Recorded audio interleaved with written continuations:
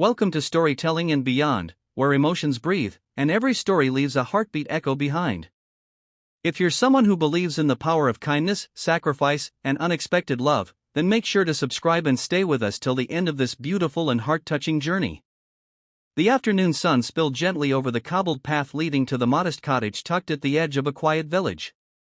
Inside, the silence was broken only by the soft ticking of a wall clock and the occasional rustle of a curtain in the spring breeze.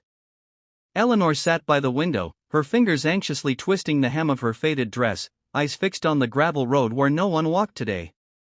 Her world had always been quiet, too quiet for someone with so much love to give. Her older sister Vanessa, radiant and sharp-tongued, had always basked in attention, drawing admiration wherever she went. The contrast between them was undeniable. Vanessa was bold and beautiful, Eleanor, gentle and invisible. No one had ever compared them out loud, but Eleanor had grown up in the shadow of her sister's spotlight. And still, she loved her, as only a sister could. Today, however, that bond would be tested beyond anything Eleanor could have imagined. Their parents entered the room with panic etched deep into their faces. Vanessa, who was supposed to marry Julian Hartley, a blind yet fiercely intelligent millionaire, had vanished hours before the ceremony. A letter on her bed revealed the truth: she couldn't go through with marrying someone she didn't love, someone she thought of as a burden because of his blindness. She had fled to chase her dreams in the city, leaving behind nothing but shame, debt, and desperation. Eleanor's heart thudded in disbelief, not just at Vanessa's betrayal but at the desperation in her father's voice when he said, "You have to take her place." She blinked, unable to grasp the weight of those words. "What? You look enough like her. The guests don't know him. He's blind, Eleanor. If this wedding doesn't happen, our family will be ruined." The silence that followed was heavy, almost suffocating. Eleanor's mind raced. Was this right? Could she really step into Vanessa's place, marry a man who didn't even know her, all for the sake of family honor? Yet when she looked into her mother's eyes, pleading, exhausted, and her father's trembling hands, she knew she couldn't say no. Not because she was weak, but because she had always been the one to carry their unspoken burdens. She swallowed her heartbreak and nodded, her lips barely moving. The wedding was rushed. The ceremony small, under the guise of respecting Julian's condition. Eleanor's veil stayed lowered the entire time, her hands cold in his as vows were exchanged. Julian's voice, when he spoke, was warm, softer than she expected, and laced with a hint of sadness that matched her own. He didn't know the truth. Not yet. That night, while the rest of the village celebrated a marriage built on lies and desperation, Eleanor sat in silence beside a man who had no idea she wasn't the bride he was promised. And as she stared into the darkness, unsure of what tomorrow would bring, one thing echoed louder than all the fears in her chest. Sometimes love begins not with sparks or glances, but with the willingness to walk through someone else's silence and make it your own. If you felt even a whisper of Eleanor's pain and courage, don't forget to like, comment, and subscribe to Storytelling and Beyond, where stories speak the language of the soul.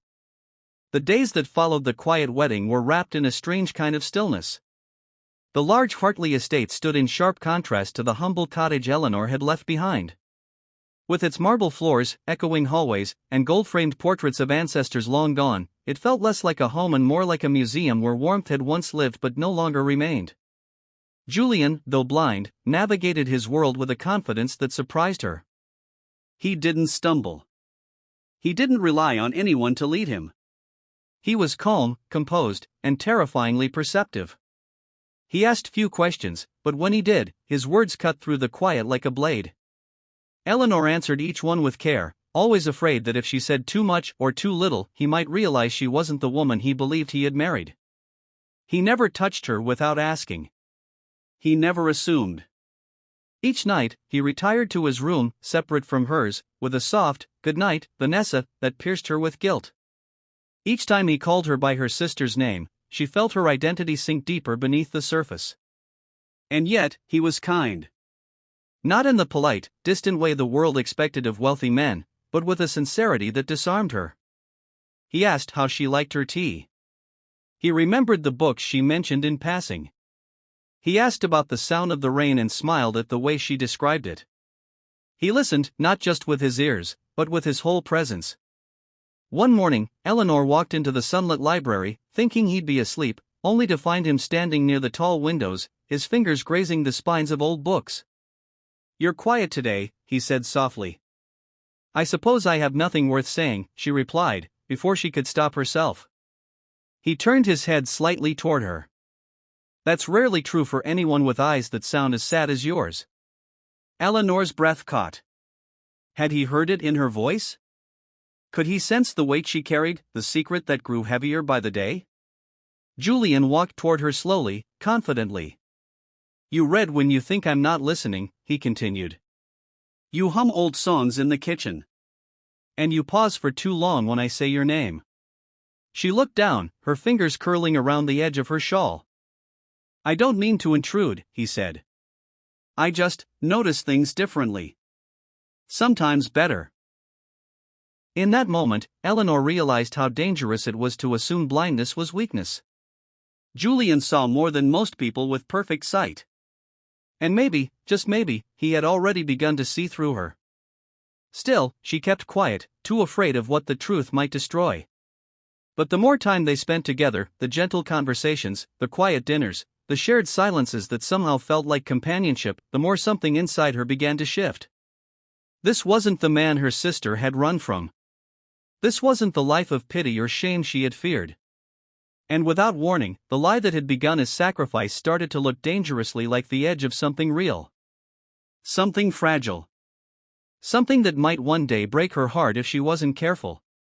The late autumn air hung heavy with the scent of burning wood and distant rain. Days had grown shorter, and so had Eleanor's resolve to keep pretending. Every time Julian said her name, Vanessa, it sounded softer, almost hesitant now, like he was trying it on and finding it didn't quite fit. Their interactions had become more layered. More intimate, not with touch, but in thought. They would sit by the fireplace in the drawing room, talking late into the night about books, memories, and places they'd never been but hoped to see. Julian would ask her to describe the color of the sunset, the look on a child's face when laughing, or the fluttering of leaves on a windy afternoon. And Eleanor, in turn, would paint vivid pictures with her words, each one revealing more of herself than she intended. He began asking deeper questions. "What made you happy when you were a child? What do you dream about when you sleep? What's the one thing you've never told anyone?" Eleanor would smile and deflect, sometimes answer with half-truths, sometimes change the subject. But her silence didn't hide her for long. Julian was growing suspicious, though he never showed it outright. His kindness never faltered, but a subtle tension started to build beneath the surface, as if he was quietly collecting pieces of a puzzle he hadn't realized he was solving. One afternoon, as Eleanor stood in the garden trimming roses, she heard his voice behind her. "Do you believe love needs to see to exist?" She turned, startled. "What do you mean?" Julian walked closer, guided by instinct more than sound. "Do you believe that someone can love someone without knowing what they look like?" Eleanor hesitated. Her heart thudded loudly. "I think love sees differently. Maybe not with the eyes." He nodded slowly. "That's what I think, too." Then, almost whispering, "But what if what I feel is for someone who might not be who she says she is?" The silence stretched between them. Eleanor froze, her breath shallow. He wasn't accusing. He was wondering. Testing. And in that moment, Eleanor realized the day was coming when she would no longer be able to hide. Julian didn't wait for a reply. He turned and walked away slowly, leaving her among the roses, their thorns drawing invisible lines across her trembling fingers. The lie she carried had grown too large to hold, yet the truth felt just as dangerous. Because somewhere along the way, this had stopped being her sister's story. It had become hers. And her heart was no longer a bystander, it was a quiet, beating witness to a love she never expected. And somewhere deep inside, Julian was starting to see the real woman behind the voice. It was a quiet evening, the kind where even the wind seemed hesitant to disturb the silence. Eleanor sat in the music room, her fingers lightly resting on the keys of the grand piano, though she wasn't playing. Her mind was elsewhere, caught between guilt and hope, between the comfort of Julian's growing affection and the inevitable storm of truth that hung overhead. Julian entered, guided by the subtle echo of her presence. He had learned to navigate not just rooms, but people. He could sense discomfort, joy, hesitation, even silence. And tonight, there was something unspoken in the air that led him straight to her.